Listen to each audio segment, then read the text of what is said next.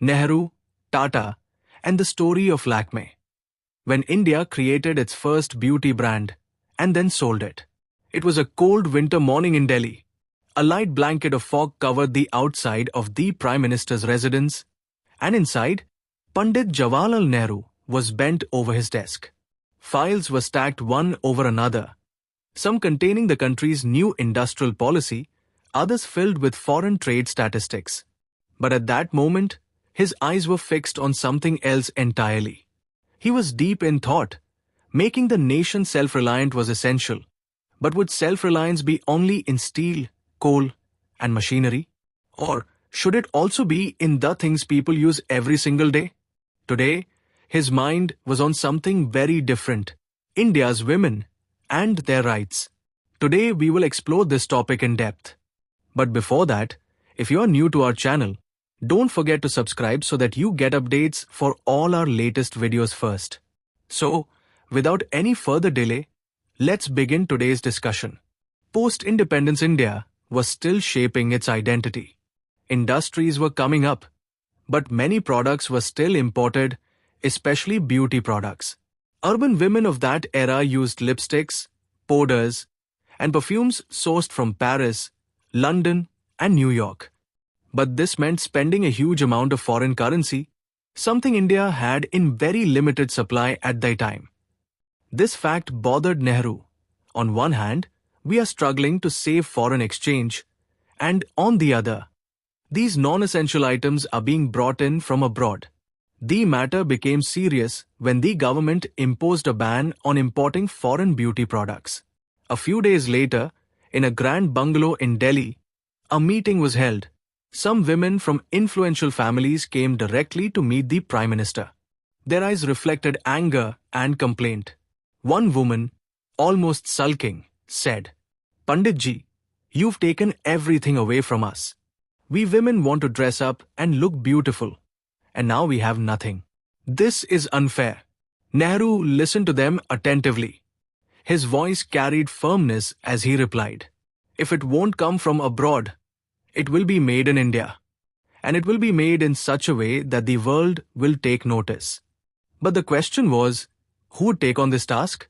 It had to be someone who could produce on a large scale, make no compromise on quality, and see this not just as a business, but as service to the nation.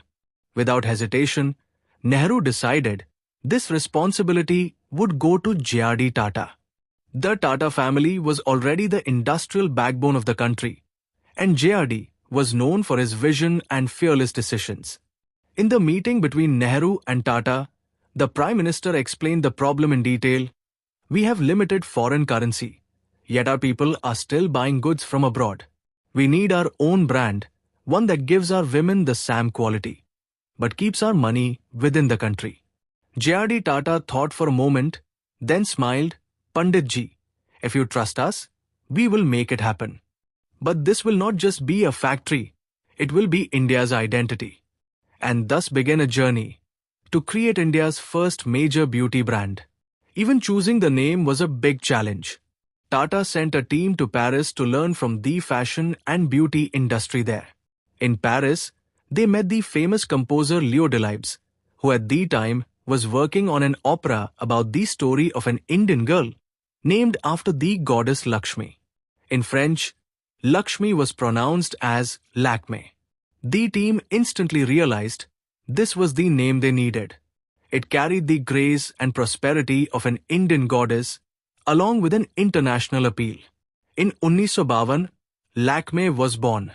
In the beginning, its products included lipsticks, powders, and basic makeup items. But in terms of packaging, fragrance, and texture, it was just like an international brand. A young housewife in Delhi once told her neighbor, "For the first time, it feels like this is made in our own country. And yet, it's just as good as the ones that came from Paris." Slowly, Lakme began finding a place in urban Indian homes. Lipstick became more than just a color. It became a symbol of confidence. Its advertisements started appearing on TV and in magazines, models with radiant smiles, shiny packaging in hand, and in the background, that slogan which put every woman's desire into words. In 1961, Simone Tata entered the story. A calm yet strong woman, with a modern outlook and a far-sighted vision, she completely transformed Lakme's marketing and product range. Prices were set in such a way that middle-class women could afford them, yet there was no compromise on quality. She introduced new shades, new products, and changes in line with fashion trends. Under her leadership, Lakme's name became not just a product, but a lifestyle. In the 𝐻𝐿𝐼 and 𝐼𝐶, Lakme's shine was at its peak. In that era, becoming a Lakme girl was the dream of many models. Appearing in the brand's photo shoots, fashion shows, or TV ads often became the first step toward entering Bollywood. Girls from small towns would come to cities, and carrying a Lakme lipstick in their bag was a matter of pride. But the 𝐻𝐿𝐼 were different. Economic liberalization had arrived in India. Foreign brands began entering the Indian market freely. Competition was rising, and the Tata Group wanted to focus its investments more on its core areas: steel, automobiles, and chemicals. Lakme was doing well, but Tata felt that its real expansion could be achieved by a company specializing in the FMCG business. In 1996, Tata made the decision. Lakme would be sold to Hindustan Unilever. The news created a stir across the country. One senior employee said, "For us, Lakme was not just a job. It was our identity." But from a business perspective, the deal made sense. Unilever had the marketing power, distribution network, and global reach to take Lakme to a much larger scale. And that's exactly what happened.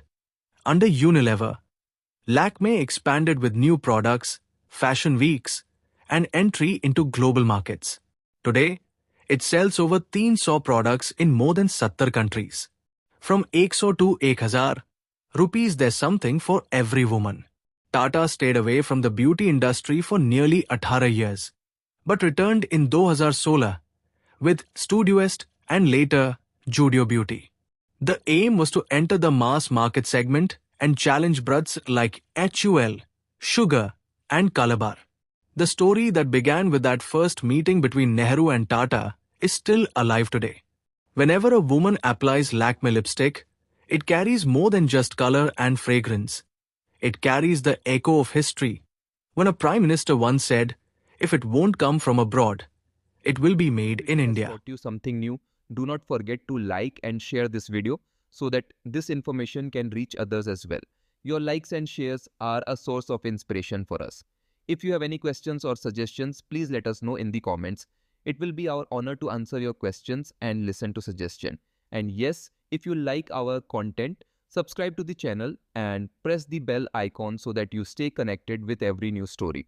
Thank you. GRT Business YouTube channel sources: news from various news agencies, opinion polls, and other public sources. We try to ensure that every report and summary is accurate and verified, but we are not responsible for any dispute or error. Our aim is only to provide you with accurate information.